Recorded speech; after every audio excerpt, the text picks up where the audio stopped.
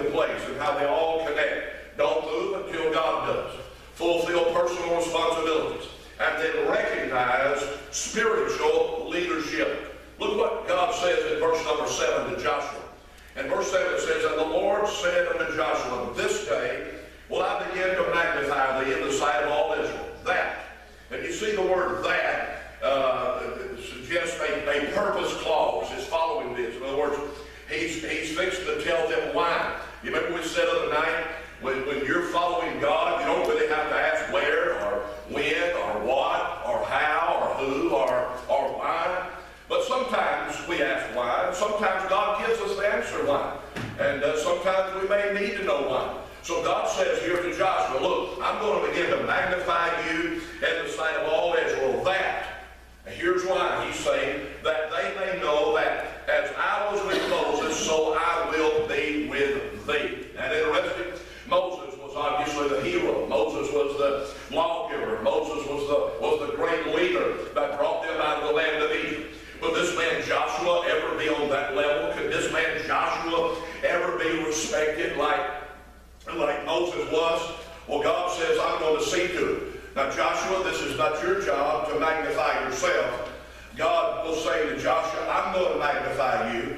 You see, the principle there is this, and it's made clear in the New Testament. The Bible says that we will humble ourselves, that God will exalt us in due time. Right. So my responsibility is to work on my humility, my humbleness, stay low, and stay humble. And if there's any exalting or elevating done, then let God do that. And so that's what he's doing here. Joshua's been the humble servant of God. He was a humble servant to Moses. And so now God says it's time for some exalting. And so I'm going to lift you up. I'm going to magnify you. And the word magnify there in verse 7 suggests the idea of become great or important, to promote, to make powerful, to do great things. And the idea of the word know, it says that they may know, means to perceive, to learn, to know by experience. So God says, I'm going to make some arrangement here that Israel will know. They'll be able to perceive, they'll be able to know this through the experience of watching you, observing you, and seeing you, that I am exalting you to the level of Moseshood. I'm going to let them know that as I was with Moses, so I'm going to be with you, Joshua. And so nobody will be saying later, well, boy, we just need Moses back, or Joshua will never be a Moses. But God is saying here, yes, Joshua, you will, and I'm going to see to that. So all the significance of that, the idea of magnifying there is the working of God and how he's going to put Israel in a place to recognize spiritual leadership. Now, when you go back to the book of Genesis, you go all the way to the book of Revelation, and you'll find whether it's with the nation of Israel, or whether it's with the church, or whether it's with human society or human government, God's always had leadership in place. That's a necessity. That is a necessity. We're told how to pray for our leaders. Even in the secular world, in the governmental world, we're told to pray for those that be in authority, those that be in power, and whether we like them or not. And speaking for one, I don't like them, but I'm compelled in the Word of God to pray for Mr. I can't hardly say it, but anyway, I do pray for him, and the Lord knows who I'm talking about when I'm praying. So anyway, and we so totally disagree with the plans, the politics, and everything of the present ones in the White House and many in leadership. But we recognize the necessity of leadership in a society and in a government, and so that has to be recognized and appreciated. It had to be in the nation of Israel. And so God always had a leader in place. It's like that in the home, is it not? It's like that in the home. God established the home, and God established an order of authority and leadership in the home. Well, the Bible even says that God is the head of Christ. Christ is the head of man. Man is the head of woman. And so God has established some authority and leadership. And I don't twist that and pervert it, make it something that it's not. But nevertheless, it helps in the peaceful function of the home or the government or a nation, and certainly in the church. And so we apply to the church, then we're reminded that even today, within the realm of the local church, we need to recognize spiritual leadership. The Bible's made clear as far as the New Testament is concerned, as far as leadership in the church. They set aside at one point some deacons, and they were servants in the church. There's a confusion on the part of a lot of our Baptist churches today as to the role of a deacon. That's right. And some have delegated and relegated to the office of deacon as somewhat an office on the same level as the pastor as far as authority or leadership. And that's really a misunderstanding. And there's really nothing worse in a Baptist church than a deacon that does not know his place. The only thing worse in a Baptist church than a deacon not knowing his place is a pastor not knowing his place. And these roles get confused sometimes. And pastors allow it to happen, and sometimes deacons make it happen. And so there's a confusion in some of our churches. But when we get it in the proper order, and everybody's working in the light of the Scripture, it's amazing how a church can function so properly and so smoothly. And so when there's confusion, then you got a problem. Well, my emphasis tonight, obviously, would be on the pastor, who is to be recognized, and is in the New Testament recognized as the spiritual leader of the church. In fact, there are 3 words that are used in the New Testament to describe a man that fills this office of pastor. Now, we use that word pastor, but there are a couple of other words, the word elder and the word bishop. Now, somewhere, and I'm not sure, Brother Sam may have done some study or research or picked up on this somewhere in his studies. I missed it. I'm not sure where we lost the name in our Baptist churches of bishop. I'm not sure where we lost the term elder. But those are New Testament terms, along with the word pastor, that describes the same office. It describes the same person. Now, other denominations will take the word bishop. For instance, the Catholics have bishops. Methodists have bishops. But it's foreign to what we, as Baptists, see the role of a bishop. And then there are others that have elders. There are some denominations that have elders. And the elders are the ruling body. And they'll have an elder that is the preaching elder.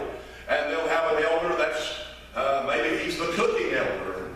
Then they'll have an elder, maybe he's the offering-taking elder. I don't know, I'm being a little bit silly. But the fact is there's a lot of confusion in all of that. And the fact is those 3 terms, pastor, bishop, and elder, are words in the New Testament that describe the same office. Obviously, the word elder would suggest the idea of respect. Now, the elder may not be the elderly person in the church, but he is the elder. Brother Ronnie Blake is the elder of this church. Now, he's not the elderly person, but that similarity with that word elder and elderly is used throughout the New Testament. And so it suggests the idea of respect. And just as all of us were taught when we were children, I say all of us, I take it for granted we all were. I know that I was. I know that my wife was. We were taught when we were growing up that you respect your elders. And you do that even with the language you use. And you use words like, yes, sir, no, sir, yes, ma'am, no, ma'am. You speak to elderly people with respect. And you give deference to them. And you show respect to them. And so in that sense, I'm just saying that the term elder, and I know there's theological ramifications there, but just for the practical purpose, I'm saying that this office of the elder, children need to be taught to respect that man of God who is the elder of the church. And if there's no respect, then it takes away from his authority. It's hard to submit to someone that you do not have respect for them. And so it behooves us, therefore, to give respect, and as parents to teach our children to respect the pastor, to respect the man of God. It's not like we live upon some cloud or some other planet and we drop down here on Sundays and preach our sermons and then we go back to that sacred place. That's not the case. We mix and mingle among our people, but at the same time there's a line that we need to be careful not to cross as pastors, as elders, so as not You know, I've been where I'm at 35 years. And, you know, I mean, I'm buddies with a lot of my people. I mean, a lot of my men. I mean, we have a real closeness. We know how to joke and carry on. And sometimes we didn't laugh. We just kill each other. So we just laugh about it and go on. But our people have been so good and so gracious to teach their children and now grandchildren and others some respect, and not just for the office. Obviously respect for this. I'm amazed at the preachers that are doing away with the pulpits. Yeah. They say this is an obstacle. They say this is in the way. That's never been in my way. Sure, yeah. If it seems to be in the way, I just come down and get amongst them. It's not an obstacle. You know, I'm from the old school. I'm from the old school. I just something about that pulpit. Amen. And I know somebody says, well, is there any scripture? Well, actually, yes, there is. Yeah, the book of Nehemiah. Yeah. You know, there is the idea that the prophet, the man of God, the priest is behind the pulpit and preach the word of God. But I'm just saying tonight, and I don't want to get to chasing a bunch of rabbits, but except to say that we need to teach respect to that, for that man of God. So teach your children that, and to honor the place of the pulpit, and not just the place, but the man himself. Yeah. And so there's the elder. There's another word that's used, the word bishop. We don't use that in our Baptist churches, but Brother Ronnie Blake is the bishop here. Bishop Ronnie Blake. And we've lost that in our Baptist circles. But the idea of the word bishop means an overseer. He said in Timothy, if any man desire the office of a bishop. Well, why would anybody desire the office of a bishop? Well, it's a God-given desire. I never desired the office, Brother Gary, the office of a bishop. I was a farmer. I was glad to be on my John Deere tractor, plowing my cotton and my soybeans, and my wife and I had made our plans in those young years. And boy, we were just going to farm. Her daddy was a farmer and had some land, and man, we had it all laid out. And then I'm down there plowing my cotton, minding my own business. And God calls me to preach. Yeah. And I'm going, I've got cotton to plow. I've got work to do, Lord. And the Lord, you know, the Lord just won't argue. I mean, and He won't negotiate. You just might as well just give in. And so we did eventually. And so I didn't desire that on my, but there came a time. There came a point where I did desire it. But it was a God-given desire. And became so powerful, I didn't want to do anything but preach. I was ready to set aside the farming. I was ready to set aside that lifestyle. As much as I love that, it was such a part of me. Yeah. And yet there became an overwhelming desire to preach the Word of God and to pastor a church. And so God puts that in the heart of those whom He calls. And so it means to be an overseer. A bishop is an overseer. And it has the idea of his rule. If an elder is associated with respect, the word bishop is associated with rule. Now he even uses that word in Hebrews 13. And he talks about obeying them and submitting to them that have the rule over you. Now, that's not a dictatorial type rule. A dictator rules by force and by violence. Now, there's no place for that in the pulpit. We don't have to rule by force or rule by violence. But we do rule in the sense that we're overseers. And we have a great responsibility. And so there's nobody that has the office nor the position nor the responsibility in this church that Ronnie Blake has. And that's God-given. That's God-ordained. And so there's the idea of the bishop, one who is to rule. He's an overseer. The idea of the elder, one who is to be respected. And then, of course, there's the word pastor. And to me, this has the idea of relationship. This is like a shepherd with his sheep. And that's relationship that if you're a Bible student, you understand that special relationship. And throughout the Old Testament, as well as the New Testament, the idea of the shepherds. You know, the first king of Israel. Now, David became the second king of Israel. And David knew about shepherding. And there are others that knew about shepherding. But it's interesting that Saul, who was the first king of Israel, and who failed miserably, is not associated with sheep, but he's